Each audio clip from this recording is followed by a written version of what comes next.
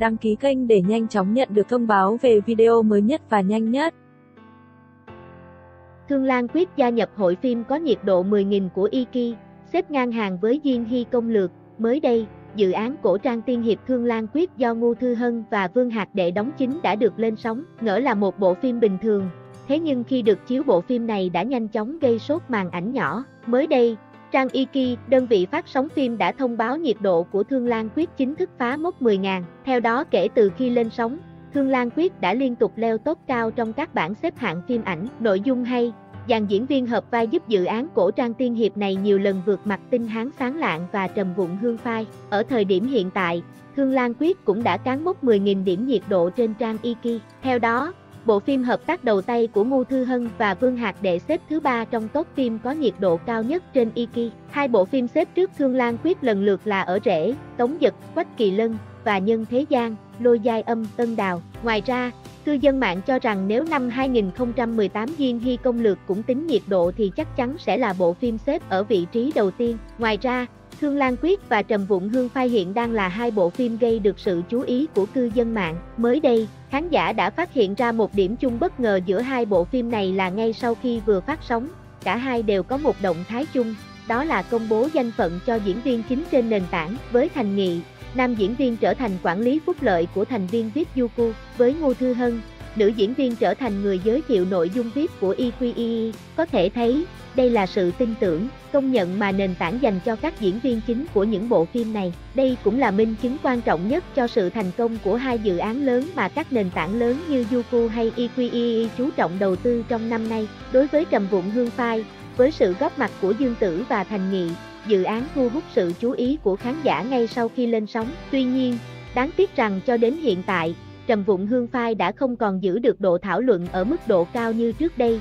Dẫu vậy, đây vẫn một trong 3 bộ phim hot nhất ở thời điểm hiện tại. Bộ phim đang mở đầu phần 2 sau khi phần 1 kết thúc và tiếp tục được khán giả đón xem. Trong khi đó, Thương Lan Quyết lại là bộ phim gây nhiều bất ngờ. Vốn không có diễn viên lưu lượng nhưng với kịch bản hấp dẫn, dàn diễn viên mới mẻ, tác phẩm hiện đang dẫn đầu nhiều bảng xếp hạng, thậm chí vượt mặt cả Trầm Vụng Hương Phai và Tinh Hán Sáng Lạng. Thành tích của Thương Lan Quyết khiến nhiều người không khỏi bất ngờ. Trước khi lên sóng, bộ phim này từng không được kỳ vọng quá nhiều bởi dàn diễn viên kém tiếng và có diễn xuất gây tranh cãi. Vậy mà ở thời điểm hiện tại, Thương Lan Quyết lại trở thành một trong những bộ phim nổi bật nhất mùa hè năm nay. Tuy có nhiệt độ xếp ngang hàng với Diên Hy Công Lược, song đa số khán giả đều cho rằng Thương Lan Quyết vẫn chưa thể tính là bạo. Thậm chí, phim hợp tác đầu tay của Ngô Thư Hân và Vương Hạc Đệ còn kém xa hai bộ Nhân Thế Gian và Ở Rễ. Dù vậy, không ai có thể phủ nhận được sức nóng của Thương Lan Quyết ở thời điểm hiện tại.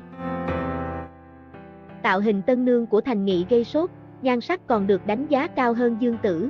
Tạo hình tân nương của Thành Nghị trong Trầm Vụng Hương Phai khiến khán giả ngỡ ngàng vì quá đẹp. Với kịch bản hấp dẫn, dàn diễn viên nổi tiếng, Trầm Vụng Hương Phai hiện tại chính là một trong những bộ phim nhận được sự quan tâm của đông đảo khán giả. Mới đây, một phân cảnh sắp xuất hiện trong phần phim Trầm Hương Trùng Hoa đã được hé lộ, đó chính là phân cảnh Đường Châu, Thành Nghị thủ vai, mặc đồ tân nương đỏ. Khán giả đánh giá, tân nương này sở hữu nhan sắc quá xuất sắc nhưng thứ gây ấn tượng với khán giả chính là ánh mắt sắc lẹm của Đường Châu khi được mở khăn đỏ trùm đầu. Nhan sắc của Thành Nghị trong cảnh quay này thậm chí còn được khán giả khen ngợi là yêu kiều hơn hẳn nữ chính Dương Tử. Vốn sở hữu làn da trắng sáng, mịn màng, đường nét gương mặt có phần nữ tính nên đây không phải lần đầu tiên Thành Nghị khiến khán giả bất ngờ vì nhan sắc của mình khi thể hiện trang phục nữ tính. Một số bình luận của khán giả, Thành Nghị xuất sắc lắm luôn, một bộ phim 3 nhân vật nhưng cân đến 4, 5 nhân cách, tân nương này kỳ lạ quá, mặt mũi thanh tú hiền thục dịu dàng, nhưng mà cởi đồ ra thì toàn cơ bắp cuồn cuộn 6 múi không thiếu múi nào.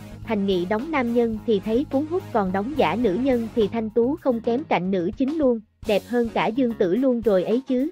Trong Trầm Vụng Hương Phai, Thành Nghị thủ vai Ứng Viên Đế Quân, người có tình tay ba đầy trắc trở với đóa hoa sen thượng cổ Nhan Đàm và Ngư Tinh nghìn năm dư mặt. Ứng Viên Đế Quân luôn được dạy rằng làm thần tiên không được có tình cảm, vì chàng mang trên vai trọng trách với chúng sinh, giữ gìn bình yêu cho lục giới. Nhưng khi gặp Nhan Đàm là đóa sen thượng cổ hóa thân thành người, Ứng Viên lại động tâm. Nhan Đàm cũng vì cứu Ứng Viên mà sẵn sàng hy sinh một nửa trái tim của mình, chữa mắt giúp chàng. Nhưng Ứng Viên vì sợ hãi chân tình đã từ chối Nhan Đàm, nhận người cứu chàng là chị gái song sinh Chỉ Tích. Nhan Đàm đau đớn đến chết tâm liền từ bỏ tiên thể, đi vào luân hồi. Ứng Viên vì đau lòng, vì thương xót và vì tội lỗi mà cũng nhảy xuống theo Nhan Đàm, nhập vào luân hồi, hóa thân thành Ngự Yêu Sư Đường Châu. Trớ trêu thay, Nhan Đàm xuống hạ giới làm yêu, Ứng Nguyên lại trở thành thầy bắt yêu, duyên phận của họ qua 2 kiếp vẫn bị định sẵn là nghiệt duyên. Trầm Vụng Hương Phai đã kết thúc phần 1 nhưng thành tích không như mong đợi. Trong quá trình chiếu, phim bị chê khá nhiều về kỹ xảo, hậu kỳ, nội dung. Do đó, nhiều người hy vọng phần 2 sẽ có sự khởi sắc. Tuy nhiên, khi tung trailer của phần tiếp theo, khán giả lại cảm thấy lấn cấn về cái kết. Trầm Hương Trùng Hoa là sự nối tiếp của phần 1. Trong phần này, khán giả cho rằng chuyện tình của Nhan Đàm và Ứng Viên sẽ lấy đi nhiều nước mắt. Liệu rằng Đường Châu có giống Ứng Viên, hy sinh tình yêu vì đại nghiệp? Liệu rằng Nhan Đàm có nhận ra Đường Châu chính là Ứng Viên từng khiến nàng đau khổ kiếp trước? Liệu mối tình của hai người họ có thể qua hết bi thương tới được hạnh phúc không? Câu trả lời sẽ được làm sáng tỏ khi đại kết cục của phim được lên sóng. Không phải Triệu Lộ Tư, hóa ra Đàm Tùng Vận mới là tiểu Triệu Lệ Dĩnh, đang đi theo con đường của đàn chị Triệu Lệ Dĩnh. Có nhiều cư dân mạng cho rằng Đàm Tùng Vận mới xứng danh tiểu Triệu Lệ Dĩnh hơn Triệu Lộ Tư. Ở thời điểm hiện tại, Triệu Lệ Dĩnh đang là một trong những đỉnh lưu lượng nổi tiếng nhất showbiz. Chính vì vậy, có không ít ngôi sao trẻ 9X tìm mọi cách để cọ nhiệt, thậm chí được gọi với danh xưng tiểu Triệu Lệ Dĩnh, điển hình như Triệu Lộ Tư, Viên Băng Niên. Thế nhưng mới đây, dân mạng đã phát hiện ra một ngôi sao khác có con đường phát triển sự nghiệp giống hệt nữ chính Dữ Phượng Hành. Cụ thể, sao nữ được nhắc đến chính là Đàm Tùng Vận. Không khó để nhận ra rằng Đàm Tùng Vận và Triệu Lệ Dĩnh đều sở hữu gương mặt tròn đáng yêu cùng khả năng ăn gian tuổi cực mạnh. Đâu chỉ có ngoại hình giống nhau, Đàm Tùng Vận còn được cho là có con đường phát triển sự nghiệp giống hệt đàn chị, điển hình như việc chọn thể loại phim giống nhau trong vài năm trở lại đây. Năm 2019, Triệu Lệ Dĩnh nhận vai nữ chính trong bộ phim Trạch Đấu Minh Lan truyện. Đến năm 2021, Đàm Tùng Vận cũng nhận dự án phim cùng thể loại mang tên Cẩm Tâm Tựa Ngọc. Cả hai dự án phim này đều tạo được tiếng vang tốt và góp phần giúp hai nữ chính nâng cao danh tiếng. Mới đây, có thông tin cho biết Đàm Tùng Vận đang xem xét nhận một dự án phim về đề tài nông thôn. Có vẻ như sau khi gặt hái nhiều thành công nhờ các dự án ngôn tình, cổ trang, cô nàng đang muốn thay đổi hình tượng bản thân. Điều đáng nói là cách đây không lâu, dự án chuyển hình Hạnh Phúc Đến Vạn Gia của Triệu Lệ Dĩnh lên sóng cũng thuộc đề tài nông thôn. Sự trùng hợp trong việc chọn phim gần đây của Triệu Lệ Dĩnh và Đàm Tùng Vận khiến nhiều người không khỏi bất ngờ. Có ý kiến cho rằng sao nữ chính X đang muốn bắt chước con đường phát triển sự nghiệp của đàn chị. Khác với Triệu Lộ Tư và Viên Băng Nghiên, thay vì sao chép, tạo hình, Đàm Tùng Vận chọn cách học hỏi việc chọn phim để bạo. Tuy nhiên, thông tin Đàm Tùng Vận sắp nhận phim về đề tài nông thôn vẫn chưa được xác nhận. Tiêu Chiến bất ngờ bị réo tên sau khi Vương Nhất Bác gia hạn hợp đồng với Nhạc Hoa. Đoàn làm phim phủ nhận thông tin Ngọc Cốt Giao lên sóng cuối tháng 8.